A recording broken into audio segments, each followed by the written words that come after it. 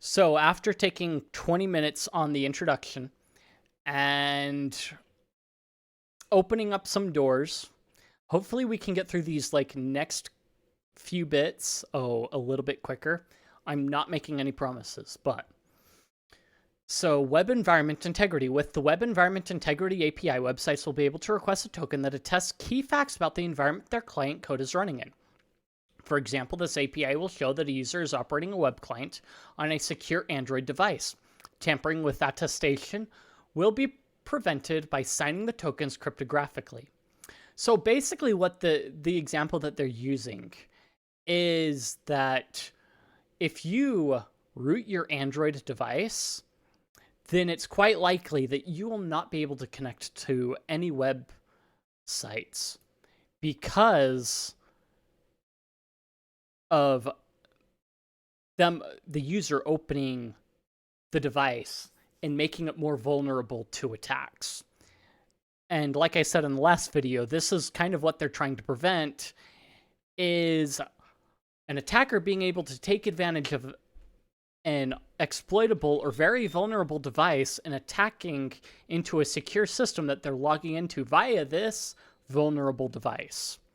So it's the web environment integrity is supposed to help mitigate attacks that are done via vulnerable devices while legitimate users are using them, and said system that they're using to log into your server is exploited.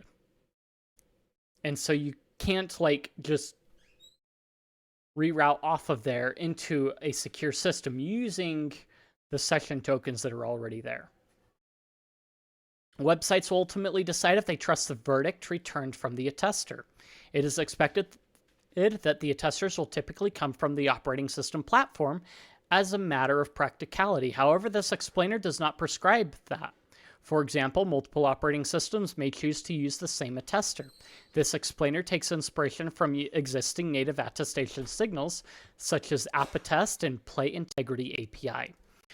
So this comes down to, we've already got the tokens, like, what is it? Asymmetrical encryption keys that we use in HTTPS over TLS.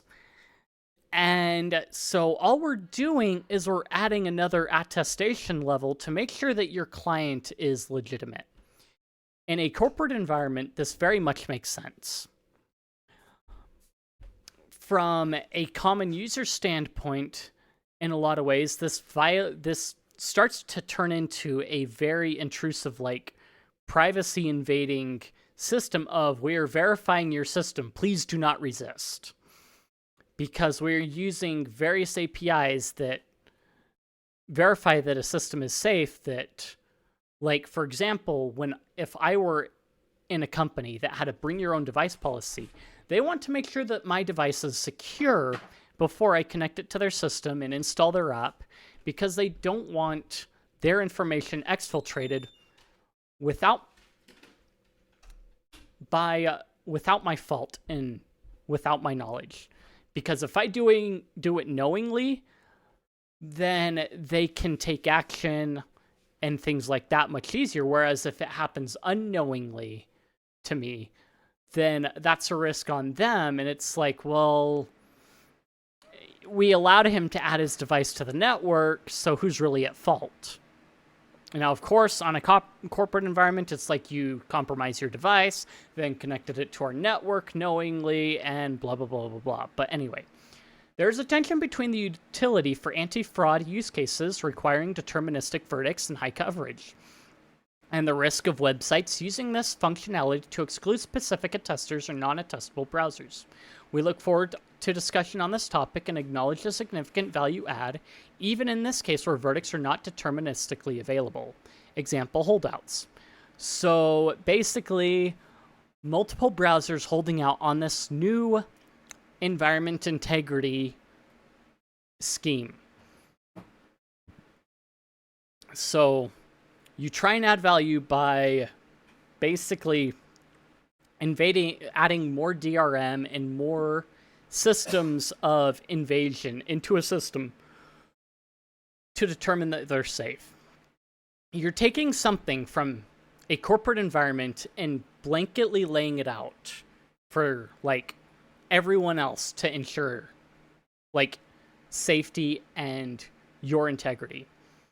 When in a lot of cases, corporate environments should be able to, if properly configured, should be able to verify inputs without having to verify the client on the other end. Which is kind of the issue at odds here.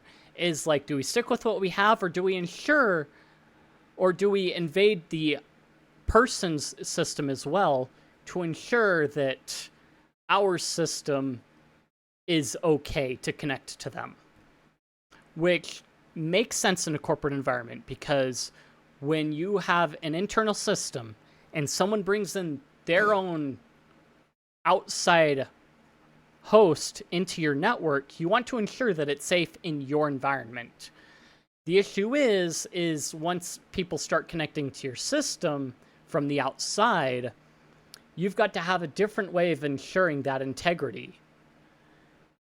Because they may be just at the door. They're in essence knocking on your door and asking for like information.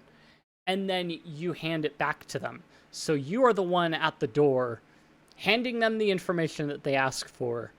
And then they relay their request to you at the door as well. Or they're asking for that information over the phone, and then you're relaying it over the phone. They're not actually on your premises. Okay, so goals. Allow web servers to evaluate the authenticity of the device and honest representation of the software stack and the traffic from the device. So they're basically saying we don't want web scrapers coming to our servers, taking our data without us knowing, or claiming to be a client that is using a normal web browser. We want them to be honest about what they're doing. And of course, there's going to be a way around this, whichever way they decide to implement it. Now, of course, you want to ensure that eyeballs are on it. So we evaluate the authenticity of the client connecting to us and whether they are properly secure, and we don't have to do any remediation to make sure that they're secure before they access our software stack from their software stack. And that it is a legitimate traffic and not just somebody that is like massively going out and taking things. So we at corporate want to ensure that all our clients are actually human and that we're actually getting our money's worth, because Google is probably hemorrhaging money because let's be real, this is probably an effort to say, hey, look what we're doing. We're trying to ensure everyone's human. Give us more money. These views are now more valuable because you know that they're human. Okay, next. Offer an adversarially robust and long-term sustainable anti-abuse solution. We don't want to be abused by users or servers that are automatically going around and scraping things, but we want to abuse the system that this is on. Our users are already used to being highly abused, okay? By us. Why don't we do it just a little bit more? I mean, look at the gamers. They live with like this kind of integrity thing all the time and they get by. Don't enable new cross-site user tracking capabilities through attestation. So you're basically saying you're trying to shut down cross-site scripts and things like that. That sounds nice. Continue to allow web browsers to browse the web without attestation. How do you ensure that that web browser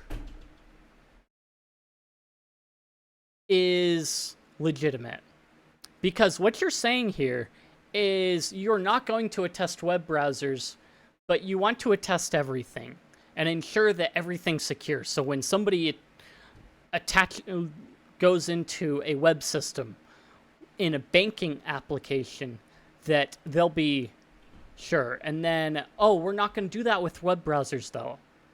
But you have to do it with web browsers to ensure that it's not a web, to ensure whether decide whether it's a web browser or not, do you not? So non-goals. These are things that they are not trying to do. Enable reliable client-side validation of verdicts. Signatures must be validated server-side as client JavaScript may be modified to alter the validation request. We already have...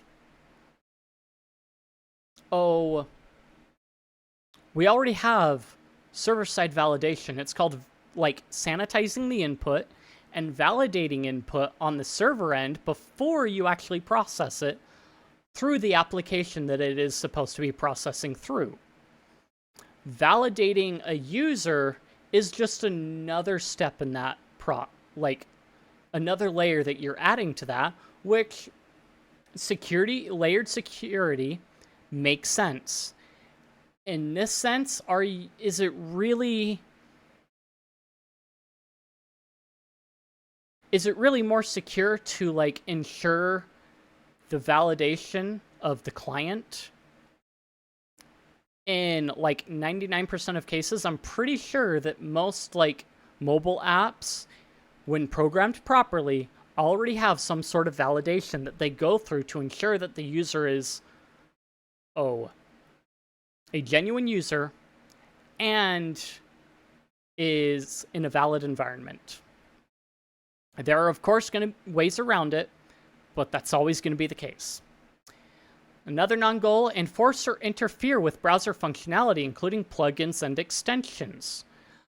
But they use the example of the ads up above. If you're trying to ensure the environment that something is running in, then you have to also ensure the validity of plugins and extensions that are being used in the browser.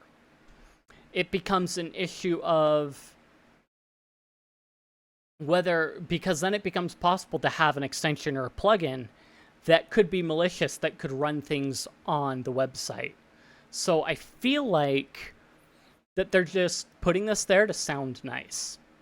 Access to this functionality from non-secure context. So is this like you are trying to ensure functionality in non-secure context, or make it so that it only functions in non-secure context? I don't know. Example use cases. Detect social media manipulation and fake engagement. How can you detect this?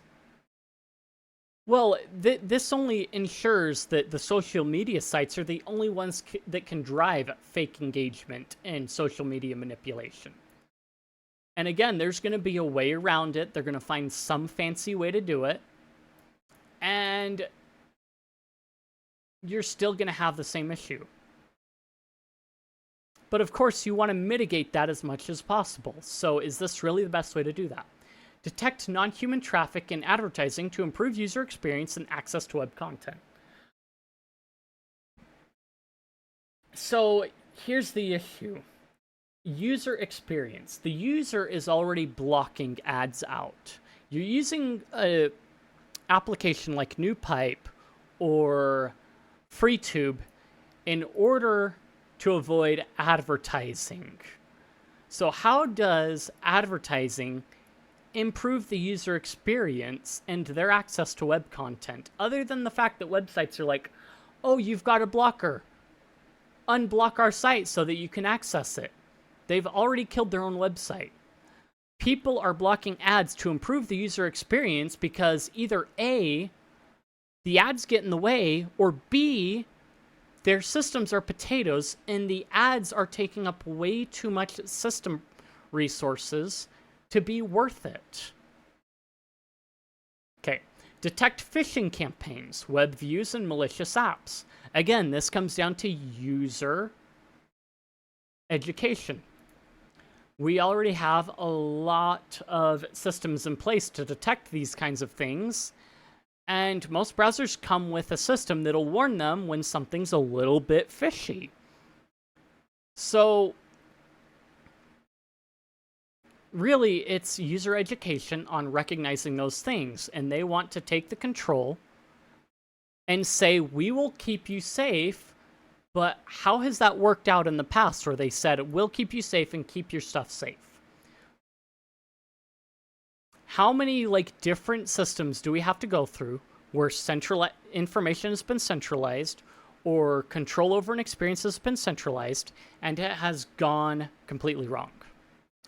So, detect bulk hijacking attempts and bulk account creation. So, keyword here, bulk is doing a lot of work.